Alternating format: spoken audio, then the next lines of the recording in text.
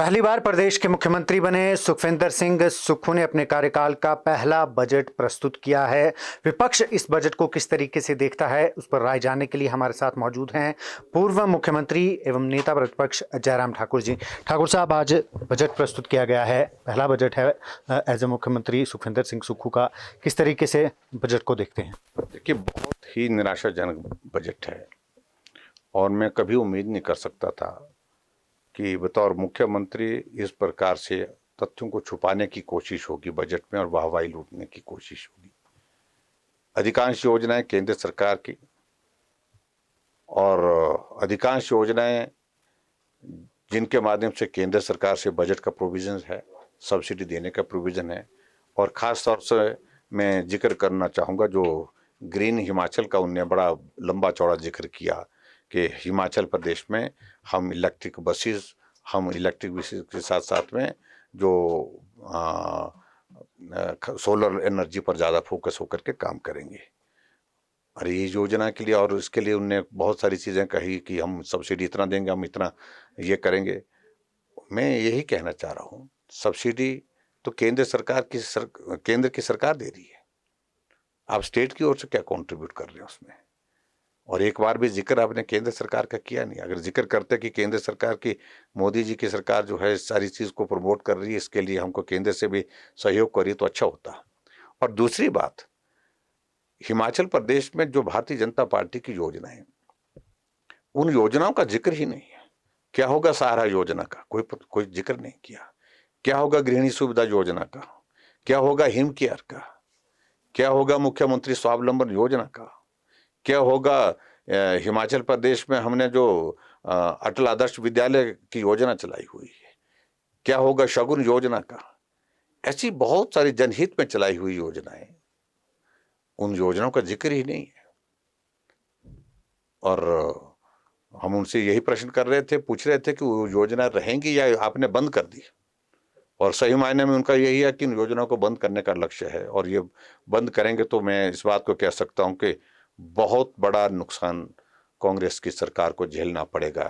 जिन गरीब लोगों के लिए हमने जो बिस्तर पर पड़ा लाचार है, बेबस है, उसके लिए सहारा योजना के अंतर्गत 3,000 रुपये महीने का दे रहे, पिछले 5 महीने से दिया नहीं। हिम केयर का सारा पैसा देना बंद कर दिया। लाखों लोग हिमाचल प्रदेश में गरीब जो इलाज नहीं कर पाते, इस योजना का लाभ लेकर के वो अपना इलाज कर रहे हैं।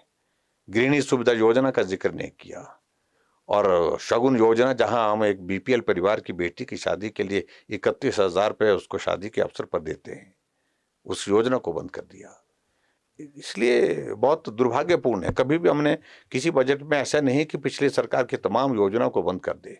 और रही बात गारंटी की बात आप देखिए, ओपीएस को लागू करने की बात कही है उन्होंने, कब लागू होगी तब देखेंगे, अभी तो बात कही है। और जिस तरह से उन्होंने बात कही है कि ओपीएस हम लागू करेंगे, क्या उसी तरह से लागू करेंगे जिस तरह से कर्मचारी बोल रहे हैं या हट करके कर रहे हैं? एसओपी का मतलब क्या है? आप उसको घुमा फिरा करके कर रहे हैं। और इसी तरह से कहा था कि 1,500 रुपये हर महिला को देंगे, हर महिला को देने की बात कही। आज बजट भाषण में कहा 2,31,000 महिलाओं को देंगे और जिनको देंगे भी उनको जिनको पेंशन लगी है। किसी को 1,100 रुपये पेंशन मिलती है, तो इसका मतलब 1,100 के अतिरिक्त 1,500 रुपये और देंगे क्या? मंशा नहीं है। 1,100 जिसको लगे हैं उसको 400 रुपये डाल करके उसको कह देंगे आपको गारंटी हमने पूरी कर दी।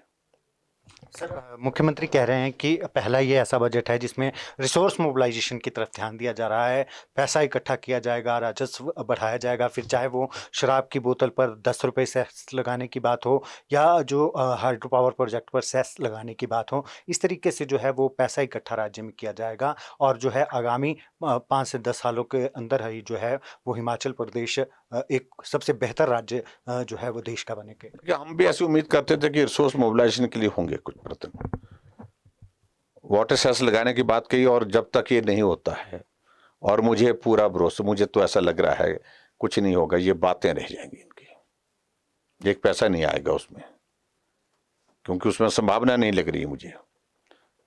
और दूसरी बात उन्होंने एक्साइज पर कहा है, ठीक है, उनने नए सिरे से टेंडर की प्रोसेस की है, टेंडर की प्रोसेस करने के बाद उनने उसमें ओपन बिडिंग की है, लेकिन इनने इसमें चालाकी ये की है कि जो सारे छोटे काम करने वाले लोग उनको बाहर कर दिया, बड़े लोगों को उसमें मौका दिया है।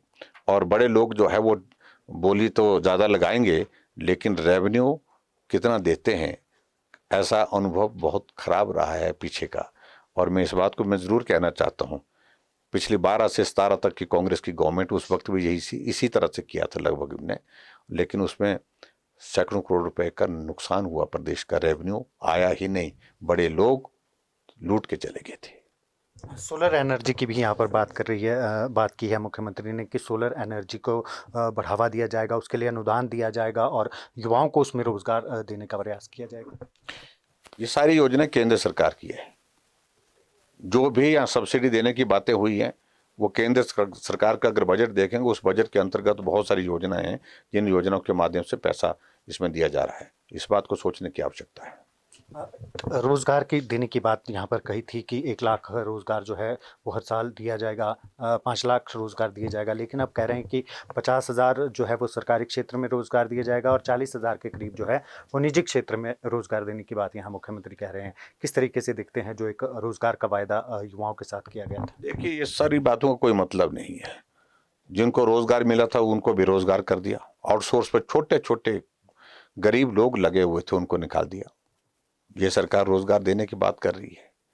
और दूसरी बात ये कहा तो इन्होंने कि 5 लाख नौजवानों को नौकरी देंगे। नौकरी कहा उन्होंने, रोजगार नहीं। रोजगार शब्द अलग होता है और नौकरी देने का शब्द अलग होता, मतलब अलग होता है। और अब बोल रहे हैं कि 25,000 देंगे और 25,000 के बाद आंकड़ा, हर बार इनका आंकड़ा अलग होता है।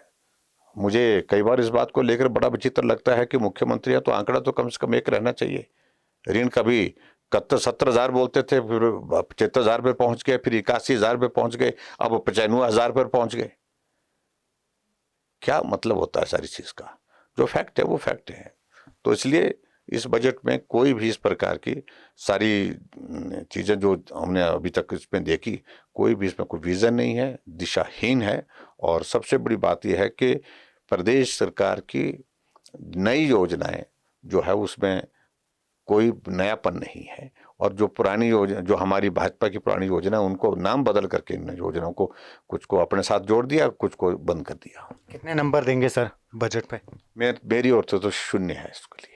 बहुत बहुत धन्यवाद सर। तो ये थे हमारे साथ नेता प्रतिपक्ष और पूर्व मुख्यमंत्री जयराम ठाकुर जी, जिन्होंने सुखविंदर सिंह सुक्खू सरकार के पहले बजट को 0 करार दिया है, यानी कि जो नंबर दिए हैं वो 0 दिए हैं और जो बजट को आंकड़ों का मायाजाल करार दिया है।